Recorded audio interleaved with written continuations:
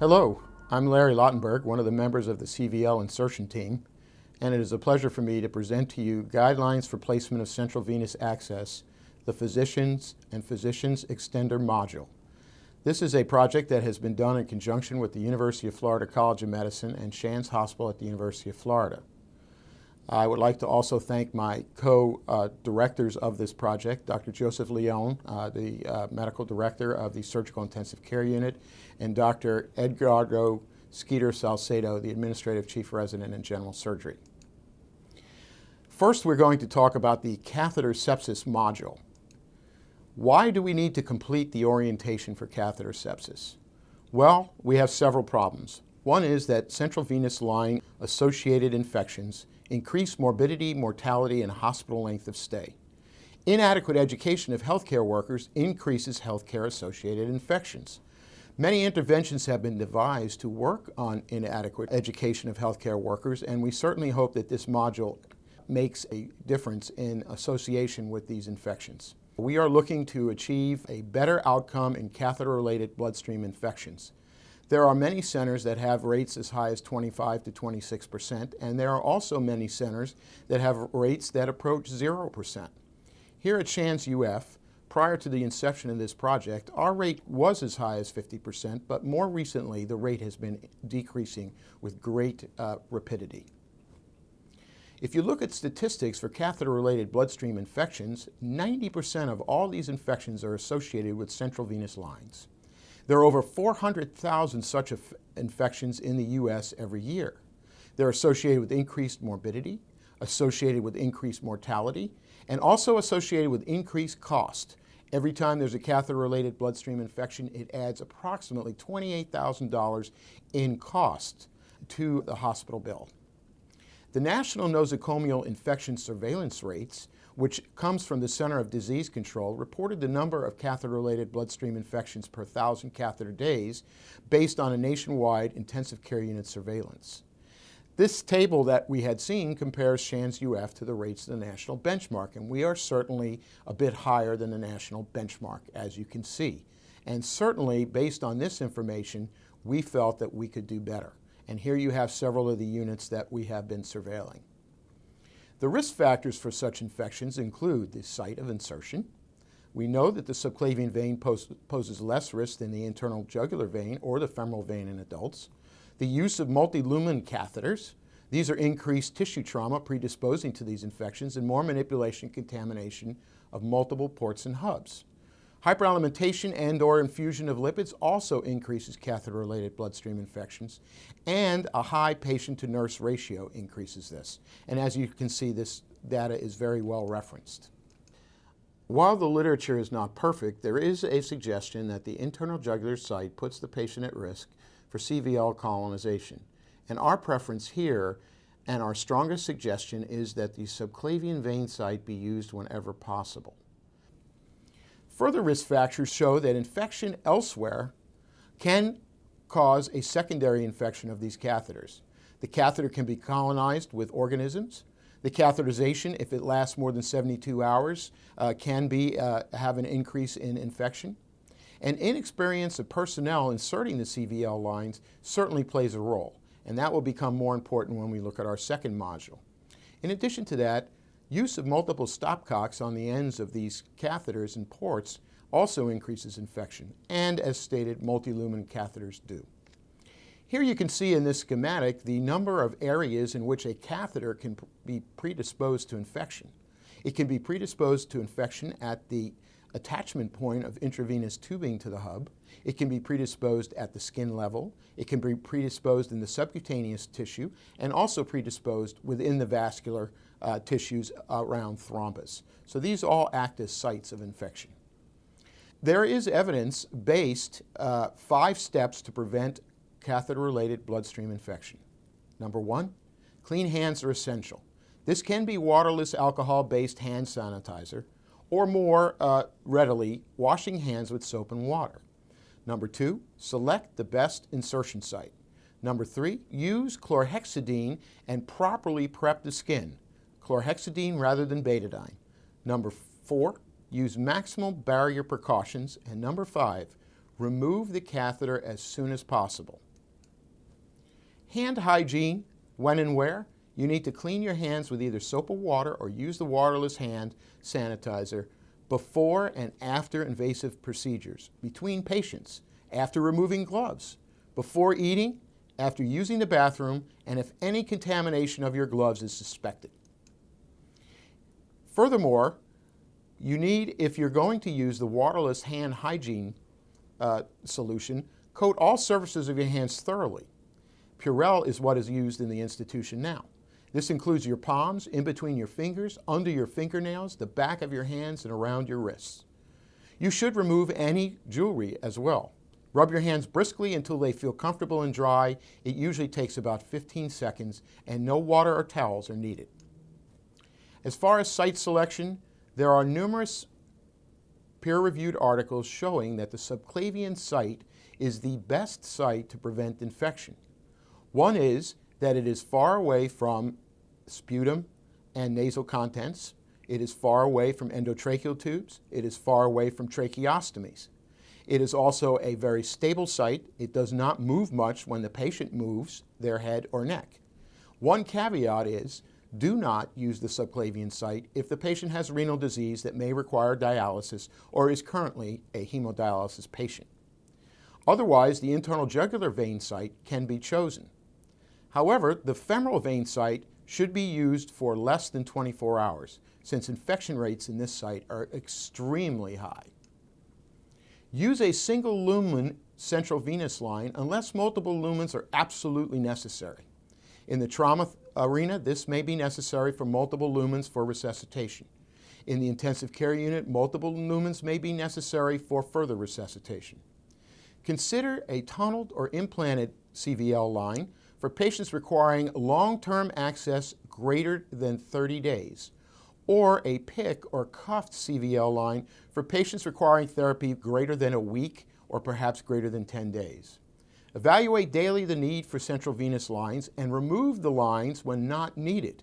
Therefore, every single day on rounds, the number one question that needs to be asked is, does this patient need a CVL line? If they don't, the line should be removed. Furthermore, the aseptic technique serves to have goals of removing transient organisms and soil from the skin. It reduces the number of resident microflora and inhibit their rebound growth, and it creates a sterile working surface that acts as a barrier between the insertion site and any possible source of contamination. The aseptic technique in terms of skin prep should include a complete prep of the neck, the entire clavicle, the shoulder, and the chest below the nipple all the way across the midline to the opposite side of the sternum using chlorhexidine scrub prep. It should be on a large based circular prep, and it should include vigorous back and forth scrubbing motion for at least 30 to 60 seconds. Allow the solution to completely dry, and certainly by the time the drapes are applied, this area will be completely dry. Here is a meta-analysis showing the advantage of chlorhexidine skin prep. And if you notice, there are multiple studies showing the advantage of chlorhexidine over betadine in preventing catheter-related bloodstream infection. Furthermore, maximal barriers need to be required. You need to have a face mask, a cap, and sterile gloves. Sterile gowns with neck straps and wraparound ties should be properly secured. The ties should not be left unsecured so that the gown drapes over the front of the inserter.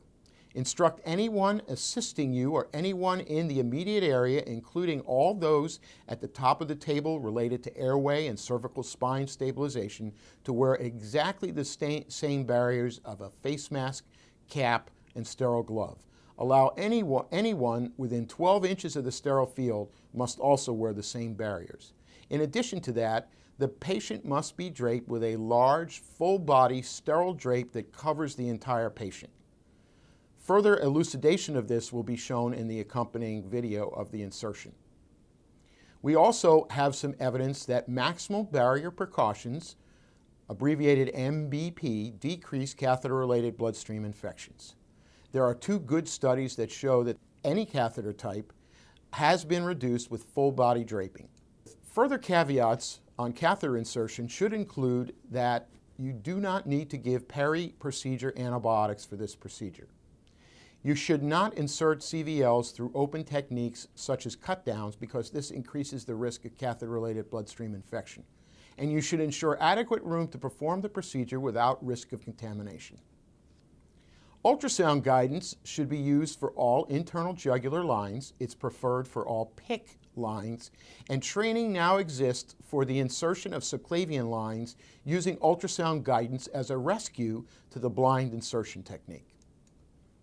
Post-procedure, you must obtain a portable chest X-ray not only to confirm placement, but to confirm the absence of pneumothorax.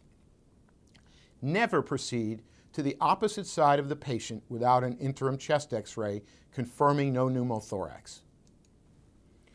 Post-insertion care, the CVP should be secured with sutures or a stat lock device. The biopatch should be secured to the site of the catheter and applied a sterile dressing over it. One caveat also is to place the biopatch under and around the catheter prior to suturing. Of course, the biopatch comes in a separate container, usually within the prep set. The key to remember on the biopatch is the blue side is always facing towards the blue sky. This will allow the maximum contact of chlorhexidine and silver to be penetrated through the catheter onto the skin. Transparent dressings are preferred to allow visualization of the site. Therefore, the tegaderm dressing is the preferred type of dressing. Further evidence exists that biopatch reduces the risk of catheter-related bloodstream by 16% in studies done here at Shands UF, and it should be used to cover all central venous lines, including PICC sites, except in the neonates. In addition to that, if the insertion site is oozing, always ensure a U-stitch is placed around the catheter to avoid this. Replace central venous line dressings when the dressing becomes damp, loosened, soiled, or after lifting the dressing to inspect the site.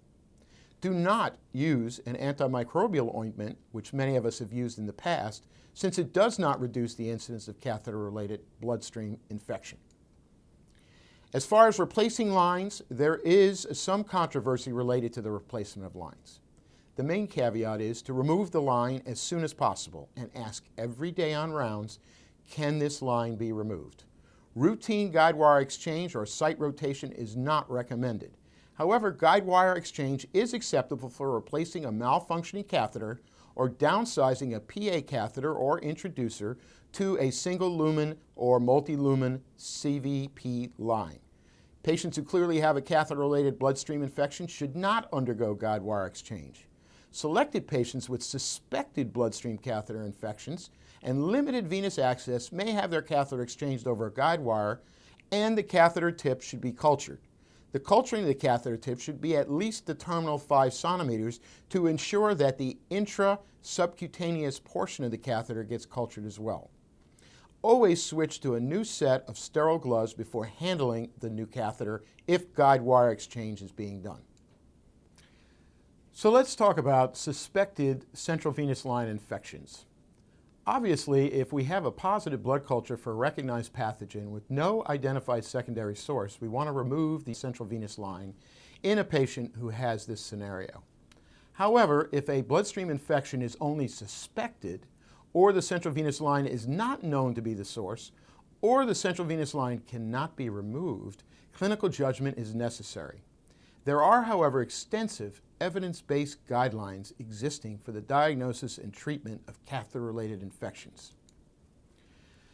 If you have a suspected infection, draw 2 sets of blood cultures from a patient with a new episode. Preferably, both sets should be drawn peripherally. It is not always necessary to remove the central venous line in a mildly ill patient with unexplained fever. If the catheter is a suspected source of infection, it can be changed over a wire as we mentioned and cultured. If the catheter culture grows greater than 15 colony-forming units of organisms, remove it and place it at a different site. If the patient is stable, treatment through an exchange wire may be possible. If the patient is septic, totally remove the catheter. Tailor your antimicrobial therapy to the individual patient based on severity of injury, suspected pathogen, and presence of complicating factors. As far as the central venous line cultures, the utility of catheter cultures remains to be controversial. Nonetheless, proper technique is imperative to evaluate the data. The catheter tip may be submitted for quantitative culture if there is clinical suspicion. Routinely removed catheters should not be sent for culture. The method is to remove all dressings and cap off all hubs and ports, then paint the site with antiseptic solution, betadine or chlorhexidine, and include within the sterile field. Remove the catheter and block. Under no circumstances should catheters be cut prior to removal. Remove the catheter aseptically, avoiding contact with the skin and catheter tray. Use sterile scissors, not the scalpel used to cut the sutures. To cut a 5 centimeter segment, including the tip, and place it in a culture container. A catheter culture yield of 10 to the third colony-forming units per milliliter is positive, and this is accompanied by signs and symptoms of infection is consistent with a catheter-related infection.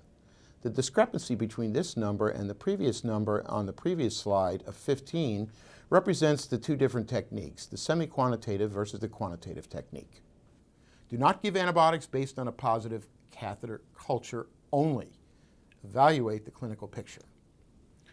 Patients with new episodes of suspected catheter-related infection should have 2 sets of blood cultures drawn, as we mentioned prior. Let's proceed to the second part of our presentation. The second part of our presentation concerns a simulated-based training program using landmark identification and ultrasound guidance to improve the safety of subclavian central venous catheter insertion in critically ill patients.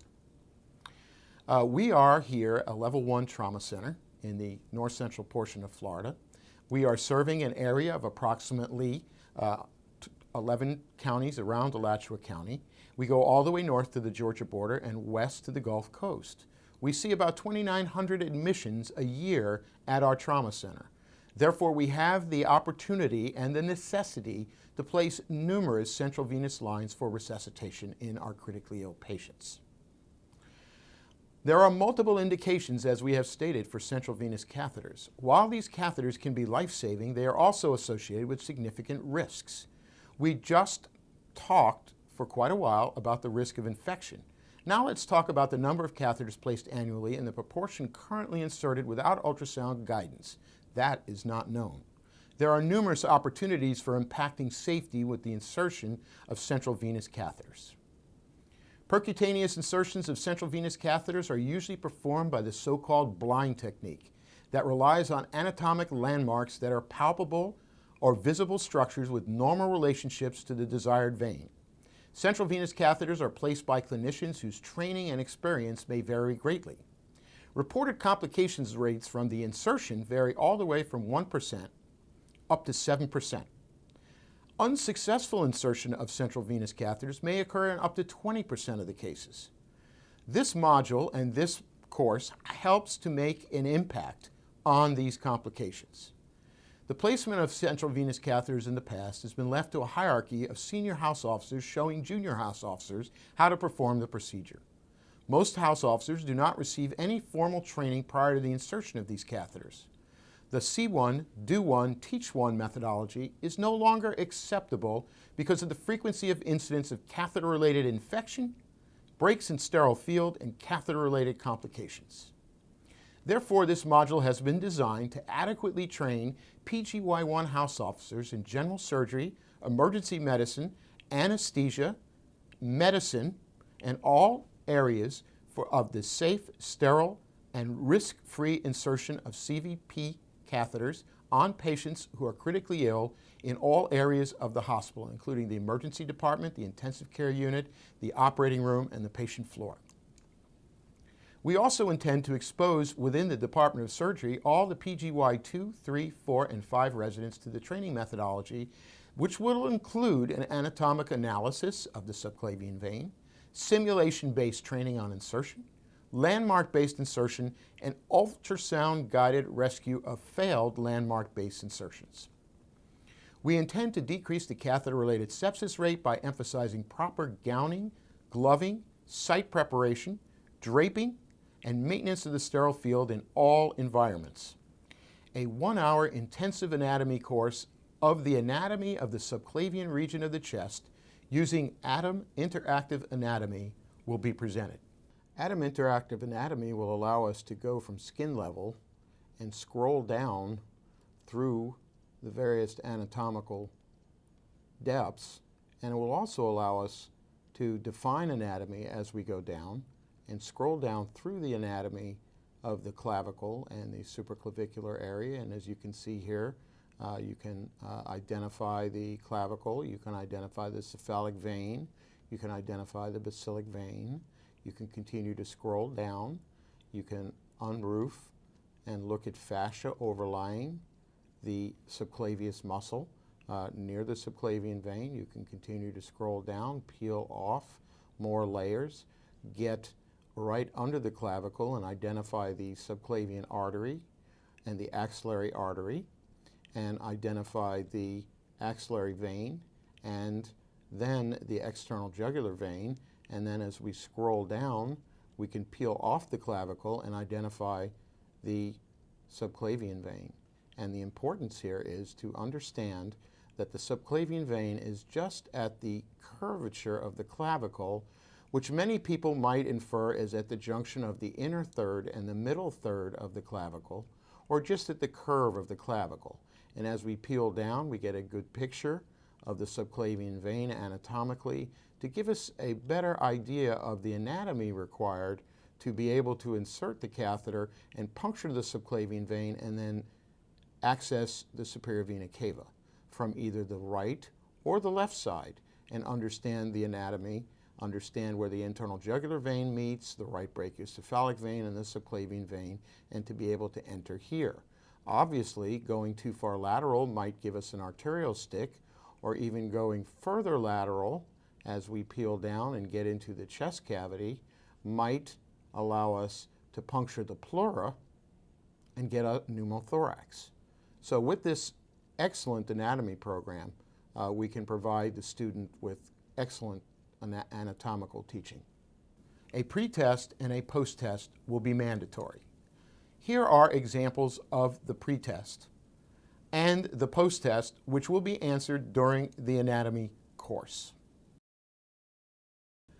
Following the anatomy module, we will present a 1-hour simulated-based training course using the Simulab Central Line Man, which will include hands-on demonstrations by the investigators who are the surgical attendings and actual hands-on training of each and every resident and extender with a hands-on post-training testing portion for landmark cannulation of the subclavian vein.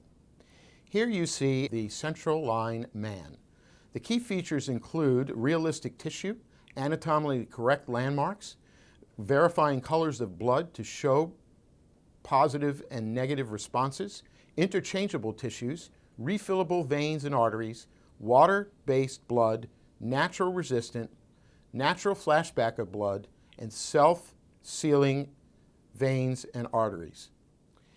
Following this, we will have a simulated-based training in ultrasound-guided central venous catheter insertion using either the SiteRight ultrasound probe or the Sonosite ultrasound probe, and a training module provided by a company that has designed certain ultrasound gel packs to simulate insertion. Following this, we will proceed to the bedside, and each trainee will have attending supervised insertion monitored after correct gowning, draping, prepping, and insertion. As the procedure begins, please note that a large white saran wrap bag will be brought out with the insertion kit. And within this bag will be everything needed to perform a full body drape sterilely with other equipment. The contents of the bag include a large full body drape, 2 sterile gowns, 2 caps, 2 masks, a ChlorPrep that is large, IV tubing, 2 bio patches, 2 tegaderms, and all the other necessary equipment to insert the CVL line. As mentioned previously, it is extremely important to swab the site with ChlorPrep in a circular fashion from the upper neck down to the clavicle, across the shoulder, across the midline of the chest. This should be in a vigorous to and fro motion to create desquamation of the top layer of epidermis. And as noted, the full body drape that is contained in the white prep kit should be employed, with the whole of the full body drape over the area of the clavicle. The drape should be brought upwards over the patient's face. Obviously, the patient should have appropriate oxygen if awake, and brought inferiorly over the patient's entire body. After adequate anesthesia is obtained in the subcutaneous tissue in the clavicle, the needle is inserted at the mid portion of the clavicle or at the junction of the inner third and middle thirds, and aspiration, once the needle is placed under the clavicle, reveals venous blood. Confirmation of the fact that the needle is actually in the vein optionally might be done by using intravenous tubing, which is contained within the kit. Notice here how the needle syringe is disconnected and the tubing is applied to the end of the needle.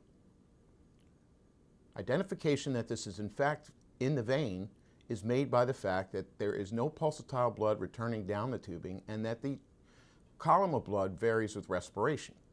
If one aspirates down the tubing and elevates the tubing above the patient's head, one will notice that the column of blood returns to the subclavian vein.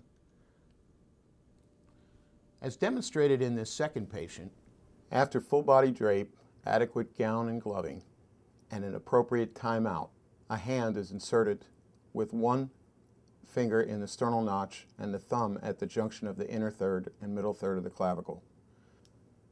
The needle is walked along the clavicle. The thumb is used to depress the needle.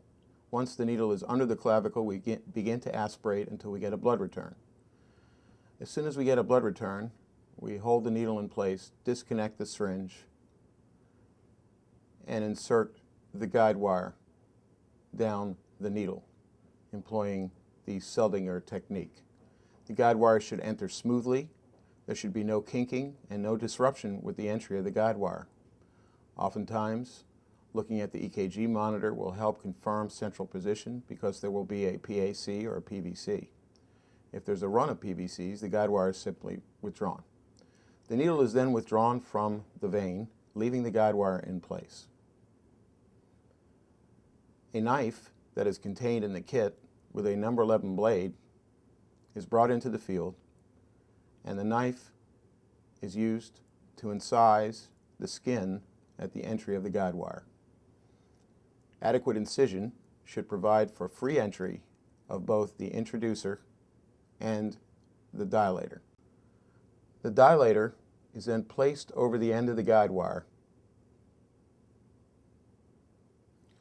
and carefully advanced underneath the clavicle into the subclavian vein.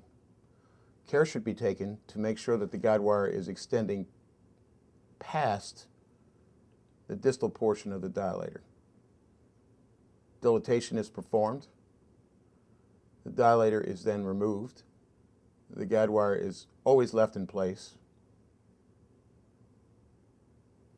And now the dilator is placed down the center of the introducer,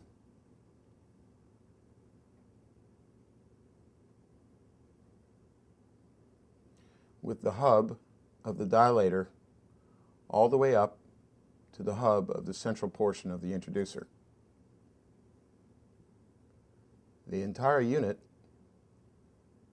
is then advanced down the guide wire, firmly, smoothly, without kinking. The dilator and introducer are passed under the clavicle into the subclavian vein to the superior portion of the vena cava.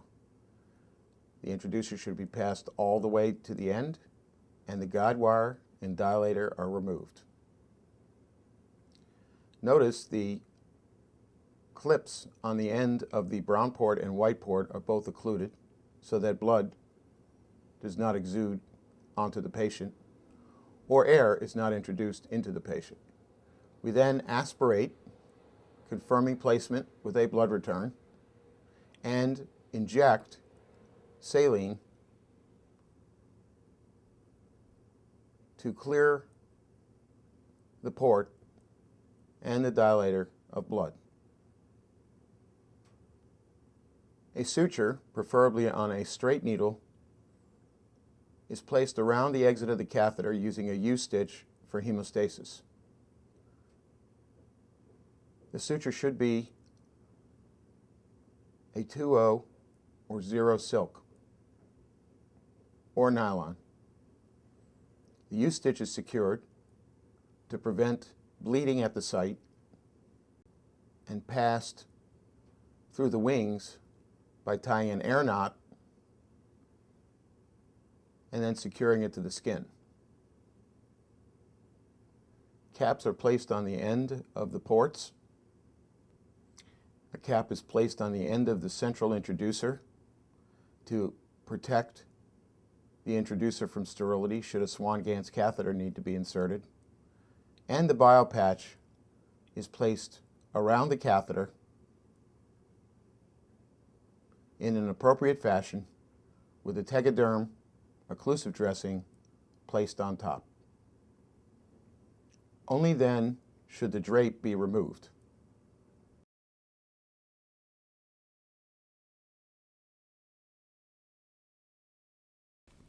At the conclusion of this module, you will be directed to a web-based examination which you will need to complete in order to be fully certified at Shands UF and in the College of Medicine to insert central venous lines.